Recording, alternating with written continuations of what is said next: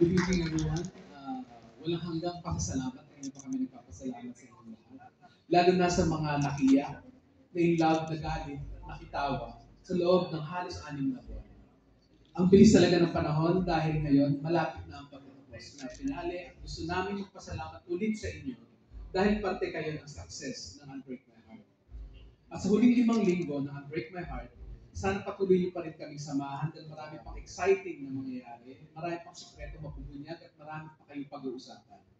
And we'd like to take this opportunity to also thank View and GMA7 dahil sa napakaganda at napakasayang momentous collaboration na ito.